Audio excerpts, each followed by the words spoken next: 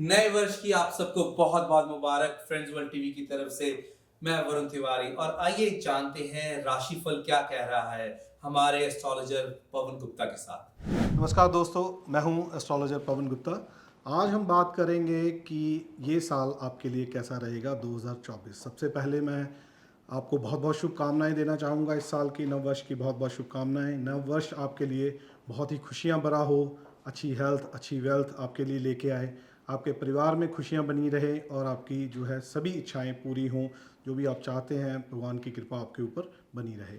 तो शुरू करेंगे इस साल का जो वर्षफल है कि वो कैसा रहेगा। सबसे पहले मैं ये कहना चाहूँगा कि ये जो वर्षफल है, ये एक जनरल वर्षफल होता है। ये बाकी जो ये चीज़ें जो है इंडिविजुअल कुंडली के ऊपर बहुत ही अलग अलग असर देती हैं। ये एक आपको इंडिकेशन होती है कि ये साल आप कौन आपकी जो राशि है उन राशि वालों के लिए कैसा हो सकता है।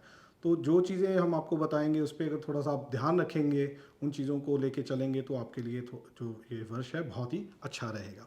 तो सबसे पहले बात करेंगे एरिस यानी कि मेष राशि से। मेष राशि वालों के लिए अगर मैं बात कहूँ तो ये साल बहुत अच्छा रहेगा, क्योंकि अगर आप देखें कि जो शनि है वो आपके लाभ स्थान में गोचर कर रहे हैं और बृहस्पति भी अभी लगन में है जो कि 1 मई को गोचर कर जाएंगे और ये एक अच्छा लाभ दे सकते हैं। बस इसमें थोड़ा सा आपको ये देखना पड़ेगा कि आपकी पत्री में शनि महाराज कैसे पड़े हुए हैं, क्योंकि यहाँ पे अगर बात करें जो 2024 की है, 2024 यानी कि शनि का नंबर है 2 2 और 4 8 नंबर बनता है जो कि शनि का बनता है। तो शनि का नंबर है तो इसलिए आपको ये चीज़ का बहुत ध्यान रखना पड़ेगा कि आपकी पत्री में शनि महाराज कैसे बैठे हुए हैं। अगर अच्छे बैठे हैं तो ये आपको बहुत ही उत्तम लाभ देंगे। अगर कहीं वो थोड़े से बिगड़े हुए हैं या उनकी स्थिति अच्छी नहीं है आपकी पत्री में, तो थोड़ा सा आपके लिए एक कंसर्न हो सकता है। आपको थोड़ा सा उस चीज़ का ध्यान रखना पड़ेगा। राहु भी जो है वो आपके द्वादश भाव में अभी गोचर कर रहे हैं, जो 30 अक्टूबर से गोचर उनका हुआ है। वो थोड़ा सा आपके लिए नुकसानदायक हो सकता है। कहीं ना कहीं हॉस्पिटलाइज का खर्चा या कहीं ना कहीं ये आपको कोई कोर्ट कचहरी के चक्कर में भी आपको डाल सकता है, या खर्चे आपके जो है कहीं ना कहीं इन चीज़ों पे आपके बढ़ सकते हैं। इन चीज़ों का ध्यान रखना पड़ेगा। कामकाज की अगर दशा की बात करें तो राहु जो है द्वादश भाव में, ये आप बहुत सारी प्लानिंग्स करेंगे बट वो इतनी एग्जीक्यूट नहीं हो पाएंगी। तो मेरा यही आपको एक विचार है कि आप नया काम कोई शुरू ना करें। जो काम आप कर रहे हैं उसी को आगे बढ़ाएं, क्योंकि शनि देव जो है वो आपके लाभ स्थान में पड़े हैं। शनि अगर आपकी पत्री में अच्छा है तो आपको अच्छा लाभ भी दे देंगे। जो 1 मई को बृहस्पति का गोचर होगा आपके द्वितीय भाव में, तो वो भी आपके लिए अच्छा रहेगा, क्योंकि धन भाव में बृहस्पति के जाने से आपको धन की वृद्धि होगी, घर परिवार में वृद्धि होगी, तो वो भी एक आपके लिए अच्छा रहेगा। बस थोड़ी सी प्लानिंग ज़्यादा ना करें। और यहाँ पे एक चीज़ मैं ज़रूर कहना चाहूँगा कि आप लोगों को इस साल जो डिसेबल्ड लोग हैं, जो अपाहिज हैं, अंगहीन हैं, उनकी सेवा ज़रूर करनी चाहिए। उनको खाने पीने की सामग्री, जो भी उनकी नेसेसिटी की चीज़ें हैं वो ज़रूर देनी चाहिए। जो भी झाड़ू पोछा करते हैं, जो जमादार कुछ इस तरीके के हैं, उनको भी आप अगर कुछ ना कुछ देते रहें तो ये आपके लिए बहुत ही अच्छा रहेगा। सबसे बड़ा यही है कि आप अपाहिज लोगों की सहायता करें, उनकी मदद करें, उनको खाने पीने को दें, तो आपके लिए जो है ये वर्ष बहुत ही अच्छा रहेगा। कामकाज की स्थिति की बात करूं तो ये भी आपके लिए अच्छा हो सकता है। प्रोफेशन के लिए अच्छा रहेगा, क्योंकि दशम भाव का स्वामी जो शनि महाराज आपके 11वें भाव में लाभ स्थान में पड़े हुए हैं, इच्छाएं की पूर्ति। बस ये है कि थोड़ा सा ये धीरे धीरे चलेगा, क्योंकि शनि धीरे धीरे चलने वाला ग्रह है और शनि का ही ये नंबर है इस साल का। तो इसलिए जो भी आपका कार्य रहेगा वो थोड़े धीरे धीरे रहेगा। तो इस चीज़ का आप ध्यान रखें तो ये आपके लिए बहुत ही अच्छा वर्ष रहेगा। आगे बात करते हैं टॉरस यानी कि वृषभ राशि की। वृषभ राशि के लिए अगर बात करूं तो बृहस्पति जो है वो आपके द्वादश भाव में और एकादश भाव में राहु और दशम भाव में शनि का जो गोचर है, वो शनि दशम भाव में है। करियर में थोड़ा सा गति जो है वो आपकी स्लो रहेगी। काम काज की स्थिति, आप जहाँ पे काम कर रहे हैं वहीं करें तो ज़्यादा बेटर रहेगा। कहीं दूसरी जगह जॉब करने की अभी अभी ढूंढने की ज़रूरत नहीं है इस साल। जहाँ पे हैं वहीं करें तो आपके लिए अच्छा रहेगा। राहु लाभ स्थान में कहीं ना कहीं अनएक्सपेक्टेड गेन भी दे देता है, कहीं ना कहीं से लाभ आपको हो सकता है अनएक्सपेक्टेडली। अगर जैसे मैंने पहले भी कहा कि शनि की दशा आप अपनी पत्री में ज़रूर किसी विद्वान ज्योतिष को चेक करवा लें कि अगर शनि की दशा अच्छी रहेगी तो ये आपके लिए समय जो है वो अच्छा रहेगा। बृहस्पति जब 1 मई को लगन में गोचर करेंगे तो ये भी स्थिति आपके लिए जो है वो बहुत ही अच्छी बनेगी। राहु 12वें भाव एकादश भाव में बड़े भाई बहनों से भी आपको कहीं ना कहीं लाभ हो सकता है। और अगर कोई आप कहीं ना कहीं घूमने का प्रोग्राम भी बन सकता है इसमें, ये आपके लिए जो अच्छा रहेगा। और वृषभ राशि वालों के लिए ये समय काफ़ी अच्छा है। जितना भी आप अगर कोई कार्य करना चाहते हैं, अगर कहीं शेयर मार्केट में कहीं पैसा लगाना चाहते हैं तो आप वो भी लगाया जा सकता है, कहीं ना कहीं से उसमें भी आपको लाभ होता हुआ दिखाई दे रहा है। आगे बात करेंगे हम जेमिनी यानी कि मिथुन राशि के लिए। मिथुन राशि वालों के लिए अगर बात करूं तो शनि जो है आपके भाग्य स्थान में गोचर कर रहे हैं और राहु दशम भाव में, और बृहस्पति जो है वो आपके एकादश भाव में गोचर कर रहे हैं। राहु का दशम भाव में होना, ये यहाँ पे स्टेबिलिटी थोड़ी सी आपकी लाइफ में अभी नहीं रहेगी। कोई भी काम आप करेंगे, हो सकता है आप जॉब चेंज कर लें, हो सकता है आप प्रोफेशन चेंज कर लें, हो सकता है आप बिजनेस चेंज कर लें, नौकरी से निकल के आप कहीं बिजनेस कर लें या बिजनेस से निकल के नौकरी कर लें, तो इन चीज़ों का ये थोड़ा सा स्टेबिलिटी नहीं देता। बट यहाँ पे अगर बात करें तो आपके बड़े लोगों से, उच्च दर्जे के लोगों से आपके जो है वो रिलेशन अच्छे बनेंगे इस साल। थोड़ी सी काम काज की जो स्थिति रहेगी, आपको दौड़ भाग करके काम करना पड़ेगा, एक जगह टिक के आप काम नहीं कर पाएंगे। ये मेरी आपको सलाह रहेगी कि कोई भी काम करना है, कोई ऐसा काम चूज़ करें या ऐसा काम करें जिसमें आपको दौड़ भाग करनी पड़े, कहीं इधर उधर जाना पड़े, तो आपके लिए अच्छा रहेगा। एक स्थान पे बैठ के काम वो आपको कहीं कहीं ना कहीं स्टेबिलिटी आपको नहीं दे पाएगा। शनि भाग्य स्थान में बहुत ही अच्छा आपके लिए रहेगा। शनि भाग्य स्थान में आपके भाग्य में वृद्धि करेगा, क्योंकि जहाँ जिस भाव में शनि बैठते हैं उस भाव की वो वृद्धि करते हैं, भाग्य की वृद्धि। और बृहस्पति का एकादश भाव में होना, लाभ स्थान में होना, ये भी आपके लिए अच्छा है। ये आपके दादा परदादाओं से आप उनका आशीर्वाद लें, उनके नाम से कोई काम करना है करें, उनके लिए दान पुण्य करें, उनके लिए पिंड दान करें, और वो आपके लिए बहुत ही अच्छा रहेगा। उनसे उन ये इन उपाय से आपको जो है वो लाभ की स्थिति आपकी जो है वो बनती रहेगी। थोड़ा सा हेल्थ का यहाँ पे ध्यान रखने की ज़रूरत रहेगी आपको। बाकी अगर बात करें तो ओवरऑल आपके लिए समय जो है वो अच्छा ही रहेगा। आगे बात करते हैं कैंसर यानी कर्क राशि की। कर्क राशि वालों के लिए अगर बात करूं, बृहस्पति दशम भाव में और भाग्य स्थान में राहु और शनि जो है अष्टम भाव में गोचर कर रहे हैं, तो ये स्थिति थोड़ी सी ठीक नहीं बनती है यहाँ पे, क्योंकि शनि अष्टम भाव में कहीं ना कहीं थोड़ा सा क्या है कि अगर आपको कोई बीमारी चल रही है, कोई हेल्थ का इशू है, तो उसमें वो थोड़ा धीरे धीरे उसमें जो है ठीक होता है इंसान, क्योंकि शनि जो है वो धीरे धीरे कार्य करता है। अष्टम भाव में कोई बीमारी हो इंसान को तो वो जल्दी ठीक नहीं हो पाती, और उच्च आयु के लिए वैसे रहता है, आयु अच्छी रहती है, बट जो बीमारी है वो धीरे धीरे ठीक होती है। दूसरा, इस भाव में बैठने से शनि का थोड़ा सा कहीं ना कहीं एक्सीडेंट योग भी बन जाता है। जो कर्क राशि वाले हैं वो थोड़ा सा ड्राइविंग ध्यान से करें, यात्राएं ध्यान से करें, वो एक थोड़ा सा आपके लिए कष्टकारी हो सकता है। राहु आपके नवम भाव में जो है भाग्य स्थान में राहु, यहाँ पे भाग्य कई बार क्या है कि आप बहुत से कार्य करते हैं, कई बार आपको लगता है कि आपका कार्य बहुत अच्छा चल रहा है, वो बहुत अच्छा बन गया है, जब वो बिल्कुल पीक पे पहुंचता है तो एकदम से देखते हैं कि कुछ भी बना बनाया सारा काम जो है बिगड़ जाता है। राहु भाग्य स्थान में कई बार भाग्य में धोखा मिल जाता है, इस चीज़ का ध्यान रखें। और बृहस्पति दशम भाव में ये एक अच्छा योग है बृहस्पति का दशम भाव में, बट यहाँ पे क्या है कि स्थिति दशम भाव में, क्योंकि अगर काल पुरुष की कुंडली के हिसाब से देखें तो बृहस्पति दशम भाव में नीच के बन जाते हैं, तो ये यहाँ पे स्थिति थोड़ी सी उनकी बिगड़ जाती है, वो काम काज को ये थोड़ा सा डिस्टर्ब करती है। अभी 1 मई को जब इनका गोचर होगा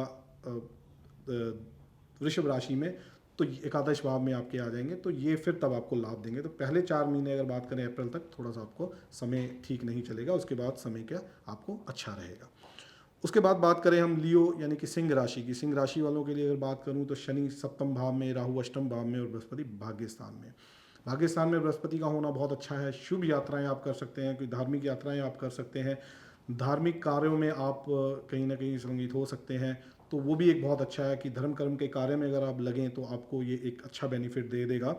पर राहु अष्टम भाव में कहीं ना कहीं क्या होता है कि जैसे मैंने आपको बताया कि 30 अक्टूबर को जो राहु का गोचर हुआ है, तो अष्टम भाव में जो आपका गोचर है ये बहुत अच्छा नहीं बनता, क्योंकि अष्टम भाव जो है मृत्यु का भी भाव होता है और अनएक्सपेक्टेड ऑब्स्टेकल्स का भी घर बनता है। तो राहु यहाँ पे आके कहीं ना कहीं ऑब्स्टेकल्स आपकी लाइफ में, आपके कामकाज में आती रहेंगी। इसका थोड़ा सा आपको ज़रूर ध्यान रखना पड़ेगा। किसी के ऊपर विश्वास ना करें, ब्लाइंडली कोई भी डॉक्यूमेंटेशन साइन ना करें, या किसी के जो हम कई बार क्या होता है कि किसी के झगड़े में हम पड़ जाते हैं, कहीं सुलह करवाने चले गए, तो वो उस कार्य में मैं आपको ज़रूर कहूँगा कि आप उन चीज़ों से दूर रहें, नहीं तो कोई ना कोई बला आपके गले में पड़ जाएगी आते जाते। तो इसका थोड़ा सा ध्यान रखें। कार्य करते हुए 100 बार सोचें, किसी की गारंटी देते हुए आप 100 बार सोचें, क्योंकि किसी की गारंटी दी हुई आपको कल को नुकसान कर सकती है। सप्तम भाव में शनि यहाँ पे दाम्पत्य जीवन में भी थोड़ा सा उथल पुथल कर सकता है, तो इस चीज़ का थोड़ा सा ज़रूर ध्यान रखें लियो राशि वाले, क्योंकि ये थोड़ा सा यहाँ पे आपका पारिवारिक संबंध जो है वो कहीं ना कहीं बिगड़ सकते हैं, या आपके पार्टनर के साथ, अगर आप पार्टनरशिप में हैं तो कहीं पार्टनर के साथ भी आपके जो है रिलेशनशिप रिलेशनशिप जो है वो डिस्टर्ब हो सकते हैं, कहीं ना कहीं मनमुटाव दिखाई दे रहा है। तो उन चीज़ों से बचने के लिए आपको भगवान शनि की और राहु देव की, जैसे मैंने पहले भी कहा कि अपाहिजों की सहायता करनी राहु उससे बहुत अच्छा होता है। और माँ सरस्वती की आप जो है आराधना करें, माँ सरस्वती के मंत्र का जाप करें, तो उससे आपका राहु भी अच्छा होगा। और आप अगर गरीब लोगों की मदद करेंगे तो उससे आपका जो है वो शनि भी अच्छा होगा। और शनि को अच्छा करने का एक और भी उपाय है कि आप एक अपनी लाइफ में डिसिप्लिन बना लें। अगर आप डिसिप्लिन लाइफ लेके चलेंगे तो आपको शनि कभी भी जल्दी तंग नहीं करता, क्योंकि शनि हमेशा आपसे डिसिप्लिन मांगता है, हार्ड वर्क मांगता है, मेहनत मांगता है, कर्म मांगता है, क्योंकि शनि जो है वो कर्म का देवता है। अच्छे कर्म करेंगे तो शनि कभी भी आपको नुकसान नहीं करता। और माँ सरस्वती की पूजा करें, आपके लिए बहुत ही शुभकारी रहेगा। और एक थोड़ा सा हेल्थ का ज़रूर ध्यान रखें, क्योंकि शनि की जो सप्तम दृष्टि है लगन के ऊपर, तो कहीं ना कहीं हेल्थ को भी डिस्टर्ब ज़रूर करता है, तो इस चीज़ का ध्यान रखें। आगे हम बात करेंगे वर्गो यानी कि कन्या राशि की। कन्या राशि वालों के लिए अगर बात करूं, शनि अष्टम भाव में, राहु सप्तम भाव में और बृहस्पति जो है वो अष्टम भाव में गोचर कर रहे हैं। यहाँ पे स्थिति थोड़ी सी इस तरीके की बन जाती है कि शनि छठे भाव में, ये रोग ऋण कर्जा मुकदमा जो शत्रु के घर में शनि आए हैं, तो यहाँ पे क्या है कि पहले तो शत्रु आपको कहीं ना कहीं तंग करने की कोशिश करेंगे, बट वो अपनी कामयाब नहीं हो पाएंगे। अगर आपकी पत्री में शनि अच्छा है, अच्छी स्थिति में पड़ा हुआ है, तो ये शनि आपको नुकसान नहीं करेंगे। अगर स्थिति शनि की आपकी पत्री में कहीं बिगड़ी हुई है तो ये शनि आपको कहीं ना कहीं शत्रु बाधा इन चीज़ों में, या कहीं ना कहीं रोग ऋण कर्जा जो है वो आपको हो सकता है। तो कर्जा लेने से ज़रूर थोड़ा सा परहेज करें इस साल। कर्जा आपके लिए अच्छा नहीं है अगर आपकी शनि की स्थिति अच्छी नहीं है पत्री में। और ऊपर से बात करूं, राहु जो है सप्तम भाव में, अगेन वही कि पार्टनरशिप की तरफ से कोई ना कोई मनमुटाव आपके हो सकता है, घर परिवार में कहीं ना कहीं झगड़ा हो सकता है। पर पति पत्नी में झगड़े का जो ये इस टाइम जो है पोजीशन दिखाई दे रही है। बृहस्पति छठे भाव में यहाँ पे अष्टम भाव में बृहस्पति, यहाँ पे स्थिति क्या है कि कई बार एलिगेशन भी कोई लग जाती है, कोई लिटिगेशन हो जाती है, कोई एलिगेशन हो जाती है, तो उस चीज़ का ध्यान रखें। इसके लिए आप एक उपाय ज़रूर करें कि बृहस्पति का उपाय, आप चने की दाल 8 किलो चने की दाल लेकर आप किसी मंदिर में दान करें, या किसी तो वो आपके लिए बहुत ही अच्छा रहेगा। 8 वीरवार अगर आप चने की दाल का दान करते हैं तो ये बृहस्पति आपको लिटिगेशन से ज़रूर बचाएगा। और जितना हो सके सोना धारण करें, थोड़ा सा ज़रूर गले में सोने की चेन डालें, ये आपके लिए अच्छा रहेगा। शनि के लिए जैसे मैंने आपको कहा कि अपना एक लाइफ को डिसिप्लिन करें, ये शनि आपको नुकसान नहीं करेगा। अगर शनि की स्थिति कहीं आपकी बिगड़ती है तो आप शनि की आराधना कर सकते हैं, भगवान शनि देव से आप प्रार्थना कर सकते हैं। शनिवार को शनि देव के मंदिर जाके आप जो है तेल भी चढ़ा सकते हैं, और जो उड़द की दाल भी आप उनको दान करें, तो शनि का प्रकोप कम होगा, इससे आपको बेनिफिट मिलने शुरू हो जाएंगे। आगे बात करें लिब्रा यानी कि तुला राशि की भी। तुला राशि वालों के लिए जो है शनि पंचम भाव में, राहु छठे भाव में और बृहस्पति सप्तम भाव में अच्छी स्थिति बनाते हैं। शनि जो है पंचम भाव में, कहीं ना कहीं गवर्नमेंट की तरफ से कोई ना कोई कुछ लेटर आ जाता है, मतलब किसी तरीके की कोई प्रॉब्लम आ जाती है, तो थोड़ा सा ये चीज़ का आपको ज़रूर ध्यान रखना पड़ेगा, क्योंकि शनि पंचम भाव में सरकार की तरफ से कोई ना कोई नुकसान आपको हो जाता है। तो अपना जो भी कार्य कर रहे हैं वो अपना ठीक ढंग से करें, क्योंकि शनि हमेशा डिसिप्लिन और कर्म मांगता है, अच्छे कर्म मांगता है। अच्छा कर्म करेंगे तो शनि आपको कभी भी नुकसान नहीं करता। राहु छठे भाव में, अगर आपका कोई कोर्ट केस चल रहा है या किसी प्रकार की कोई शत्रु बाधा या किसी प्रकार की कोई दिक्कत है, तो वो आपको उसमें कामयाबी देंगे। और क्योंकि राहु छठे भाव में जो है शत्रुओं के ऊपर एक अच्छा बेनिफिट दे देते हैं, कहीं मुकदमा हो तो उसमें भी एक अच्छा फल देते हैं।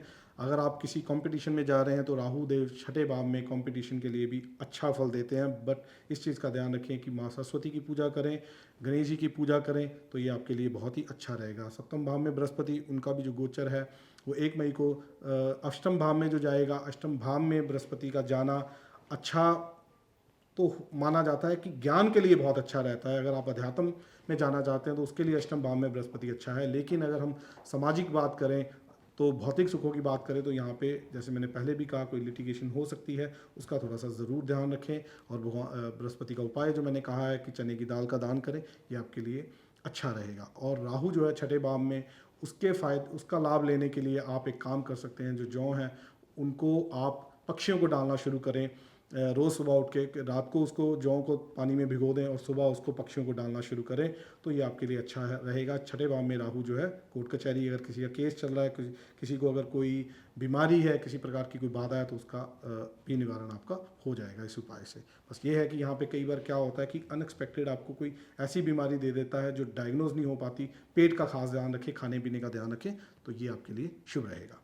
आगे बात करते हैं स्कॉर्पियो यानी कि वृश्चिक राशि की। वृश्चिक राशि वालों के लिए अगर बात करूं तो शनि आपके जो है चतुर्थ स्थान में, और पंचम राहु और बृहस्पति जो है वो आपके छठे भाव में गोचर कर रहे हैं। शनि जो है फोर्थ हाउस में चतुर्थ भाव में, वो आपको कहीं ना कहीं प्रॉपर्टी का सुख ज़रूर दे देता है। अगर आप कोई प्रॉपर्टी बाय करना चाहते हैं, कुछ आपकी अगर बात चल रही है, तो आप बिल्कुल खरीदी जा सकती है, वो आपके लिए शुभ रहेगी। राहु पंचम भाव में संतान की तरफ से कहीं ना कहीं थोड़ी सी दिक्कतें ज़रूर आ जाती हैं। संतान की तरफ से कोई परेशानी हो जाती है, या किसी न किसी चीज़ को लेकर कि संतान अगर आप कोई प्लानिंग करने की सोच रहे हैं, तो थोड़ा सा मैं ये कहूँगा कि उसको थोड़ा सा अभी पेंडिंग कर दें, डिले कर लें, तो आपके लिए जो है वो अच्छा रहेगा। बृहस्पति छठे भाव में अच्छा फल देता है कहीं ना कहीं, या तो ये आध्यात्मिक या ये भौतिक, दोनों में से एक ही सुख देता है। या तो ये आपको पैसा देगा, या तो ये आपको अध्यात्म देगा। जो भी लाइन आप चूज़ करना चाहते हैं, उनमें से एक में ये आपको फलदायक ज़रूर रहेंगे। शनि की जो दृष्टि सप्तम भाव में एक करियर के लिए थोड़ा सा एक चेंज ज़रूर आप में लेके आ सकती है। करियर के लिए आपको एक बेनिफिट हो सकता है कि अगर आप प्रोफेशन चेंज करना चाहते हैं, तो बिल्कुल आप किया जा सकता है, क्योंकि राहु भी पंचम भाव में एक अलग सी आपको बुद्धि और ताकत देते हैं, सोचने की शक्ति देते हैं, और ये एक ऐसी सोच का कारक हो जाते हैं जहाँ से इंसान की सोच खत्म होती है, वहाँ से राहु की सोच शुरू होती है। तो अपनी प्लानिंग से, अपने विचारों से जो आप कोई नई चीज़ भी कर सकते हैं, कोई नई प्लानिंग लेके आ सकते हैं, कोई नया बिजनेस आप ऑप्शंस लेके आ सकते हैं, कोई नए प्रोजेक्ट आप लेके आ सकते हैं, तो ये आपके लिए अच्छा रहेगा। अगर आप कहीं शेयर मार्केट में पैसा इन्वेस्ट करना चाहते हैं, तो ये भी समय आपके लिए अच्छा है। पंचम भाव में राहु अच्छी स्थिति बनाता है, क्योंकि स्पेकुलेशन का भी घर है, तो आपको शेयर मार्केट से भी लाभ हो सकता है। उसके बाद अगर बात करें हम सजिटेरियस यानी कि धनु राशि की, धनु राशि वालों के लिए अगर बात करूं, तो शनि जो है वो आपके तृतीय भाव में, और राहु चतुर्थ भाव में, पंचम भाव में बृहस्पति का गोचर। शनि जो तीसरे भाव में है, मेहनत के घर का जो है वो जो घर है, तीसरा भाव पराक्रम का भाव है। यहाँ पे शनि का होने का मतलब ये है कि आपको मेहनत जो है वो ज़रूरत से ज़्यादा करनी पड़ेगी। जो भी कार्य करेंगे, कार्य आपका तभी पूर्ण होगा जब अगर आप उसमें मेहनत करेंगे। अगर आप ये सोचें कि बैठ के कोई काम कर लिया जाए, बिना मेहनत के कार्य में आपको अड़चने आएंगी, दिक्कत परेशानी आएंगी। जब तक आप कर्म नहीं करेंगे, मेहनत नहीं करेंगे, तृतीय भाव में शनि आपको वो उतना बेनिफिट नहीं दे पाते। चतुर्थ भाव में राहु का भी जो है वो कहीं ना कहीं आपको परिवार से कहीं ना कहीं सुख शांति जो है वो आपकी भंग हो सकती है। घर परिवार में, क्योंकि ये माता का भी भाव है, तो कहीं ना कहीं माता की हेल्थ को भी यहाँ पे दिक्कत जो है वो हो सकती है। पंचम भाव बृहस्पति जहाँ पे गोचर कर रहे हैं, तो बृहस्पति पंचम भाव में संतान के लिए अच्छा ये एक आपको बेनिफिट दे सकते हैं। और आपके लिए एजुकेशन, जो आगे एजुकेशन करना चाहते हैं, आगे फर्दर एजुकेशन के लिए जाना चाहते हैं, उनके लिए ये समय ज़रूर अच्छा रहेगा। क्योंकि अगर कोई भी प्लानिंग करना चाहते हैं, तो मई से पहले पहले कर लें, क्योंकि जो गोचर है बृहस्पति का वो 1 मई को छठे भाव में उसका गोचर होगा, तो फिर वो आपको उतना फल नहीं दे पाएगा। हेल्थ की अगर बात करूं, तो आपके जो लगन का मालिक बृहस्पति है, पंचम भाव में है, तो ये एक अच्छा योग बनता है। अगर आप किसी तरह की संतान की कोई प्लानिंग करना चाहते हैं, तो वो भी आप कर सकते हैं। यहाँ पे आपके लिए बहुत ही शुभकारी जो है वो रहेगा। कामकाज की स्थिति, जैसे मैंने आपको कहा कि कुछ ना कुछ चेंजेस आ सकते हैं, बट सबसे बड़ी बात यह है कि आपको अपने कर्म अच्छे करने होंगे, मेहनत करनी होगी, तभी आप सफल हो पाएंगे। आगे बात करें कैप्रिकॉन यानी कि मकर राशि की। मकर राशि वालों के लिए अगर बात करूँ, तो द्वितीय भाव में शनि, और तृतीय भाव में राहु, और चतुर्थ भाव में जो है बृहस्पति का गोचर। शनि द्वितीय भाव में बहुत ही अच्छे रिजल्ट देता है। ये हमारे परिवार का घर है, ये हमारे धन स्थान का घर है, और शनि यहाँ पे जिस भाव में शनि बैठता है, उस स्थान की वृद्धि करता है। घर परिवार में बहुत ही एक अच्छा योग बनता है। परिवार में मिलजुल के और परिवार की सहायता से कुछ ना कुछ कार्य भी किया जा सकता है। परिवार आपका मदद आपकी करेगा, और आप तरक्की भी करेंगे। और दूसरी चीज़ ये है कि जो राहु है तृतीय भाव में, ये भी बहुत ही एक अच्छा रिजल्ट देता है आपको। कहीं ना कहीं छोटे भाई बहनों से आपको सहायता हो सकती है, और उनकी सहायता से भी कोई कार्य बन सकते हैं। तो थोड़ा सा परिवार में, ये इस परिवार के लिए बहुत अच्छा है। चतुर्थ भाव में बृहस्पति जो कि उच्च के गिने जाते हैं, और यहाँ पे ये माता का कारक और भूमि का कारक भी है, तो यहाँ पे आपको सुख का कारक भी है, तो अच्छे प्रकार के सुख मिलते रहेंगे। एक चीज़ ज़रूर करें, क्योंकि बृहस्पति चतुर्थ भाव में, आप अपना जो है कभी भी जब बारिश होती है, तो बारिश में नहाना शुरू करें। ये आपको बहुत ही उत्तम फल देगा। और रोज़ मंदिर जाएं, क्योंकि शनिदेव द्वितीय भाव में बहुत ही अच्छा फल देते हैं, क्योंकि ये हमारे धर्म स्थान का, मंदिर का भी घर है। तो अगर आप मंदिर जाएंगे तो ये आपको हर रोज़ मंदिर जाएं, माथा टेक के आएँ, शनिदेव आपको बहुत ही अच्छे रिजल्ट देंगे। सुबह जाएं, माथा टेके, भगवान शंकर के आगे प्रार्थना करें तो आपको अच्छे रिजल्ट मिलते रहेंगे। चाहे जब मर्जी जाएं, पर ये आपके लिए बहुत ही उत्तम रहेगा।